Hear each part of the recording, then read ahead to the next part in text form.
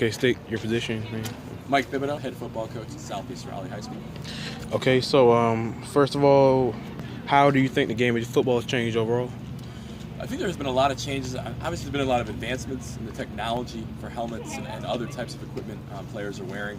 I mean, you can look back in history at how much more equipment and just lighter equipment. Just the technology's been great, but there's been a lot of changes on the outside from organizations, from safety standards that have changed in terms of how long you can practice, how long you can be on the field at certain times of the day based on the heat. There's a lot of regulations based on the equipment you can wear. So, from that perspective, the game has changed a lot.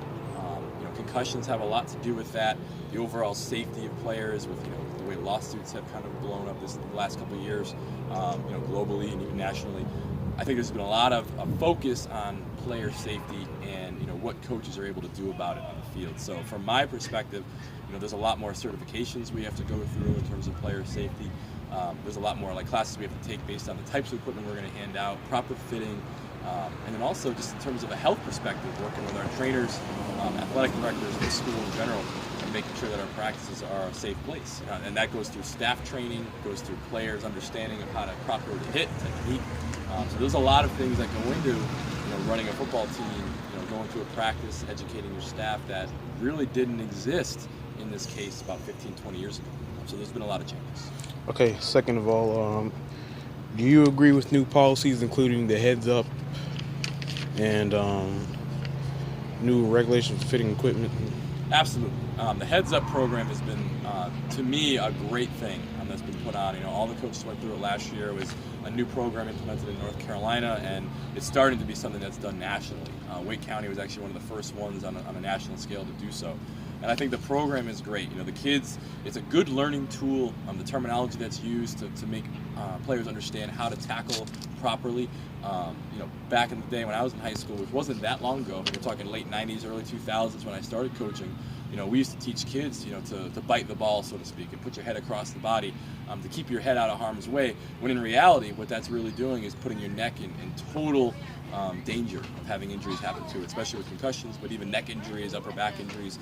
The new Heads Up program, by just keeping your head up and out of the actual tackle itself, squares your body up to be able to take those impacts and be able to understand, it's not just techniques, but also how to just be safer while you play the game.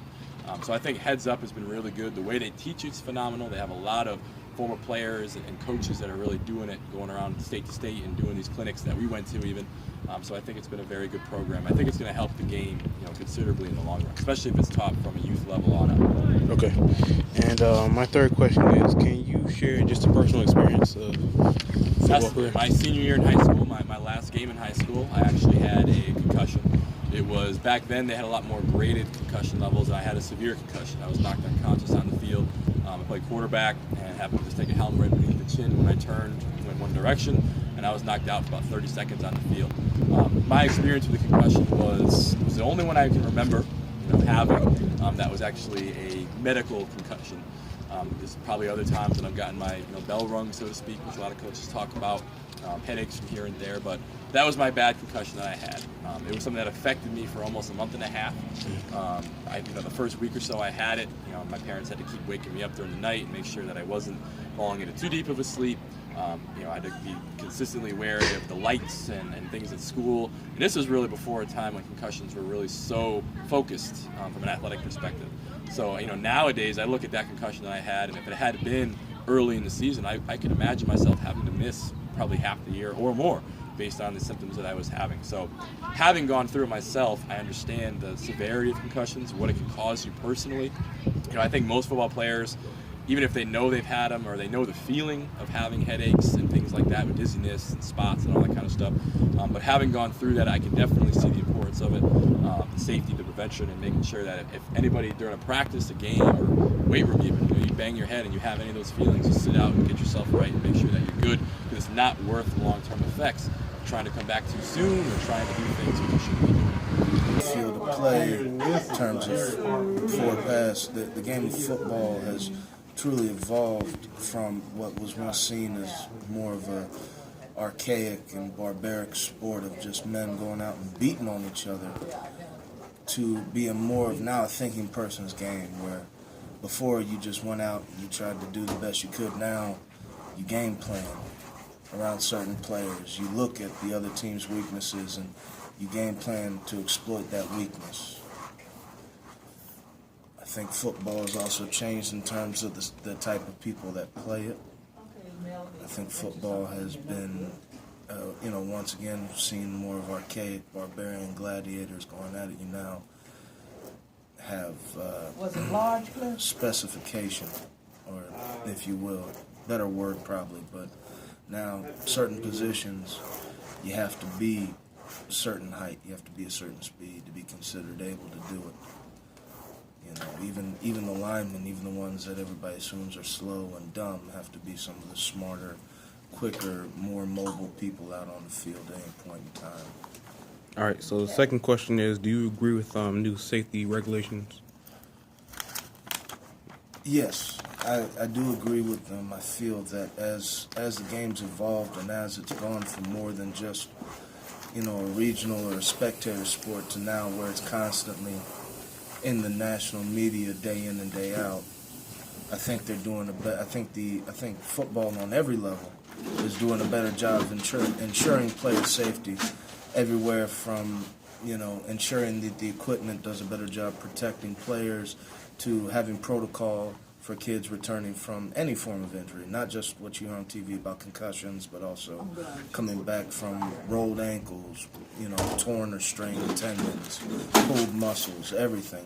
The whole process of changing, even to the extent changing how and where you're allowed to hit people. While a lot of people will say that it's made the game softer or not the same as it once was, I think the game is still as strong as it is, but now it's safer. Now, you're taking less element of chance of someone getting hurt out of it by having all these safety protocols and things like that. Okay. And can you share a personal experience, like when you start playing football? Well, I started playing football outside on the golf course of my house with my neighbors. My mom was always afraid I was going to get hurt. First time I actually got to play organized football, though, was my 8th grade year, and so my last year in middle school.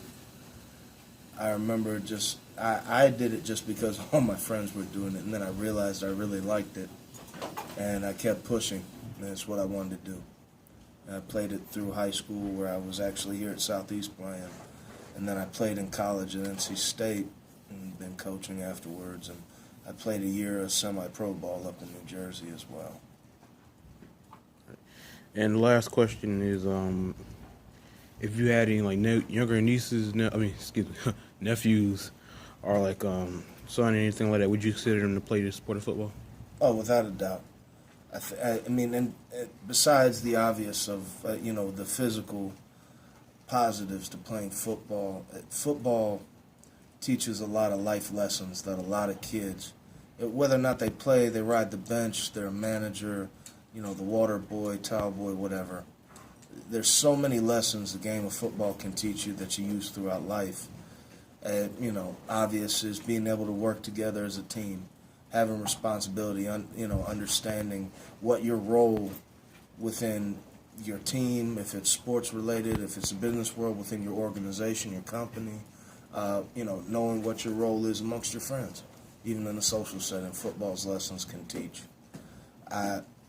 Like I said, one of my nephews is in middle school right now. When his mom allows him to start playing contact sports, I'm going to push football. My guy.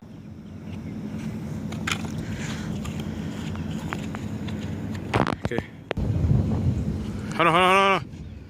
All right.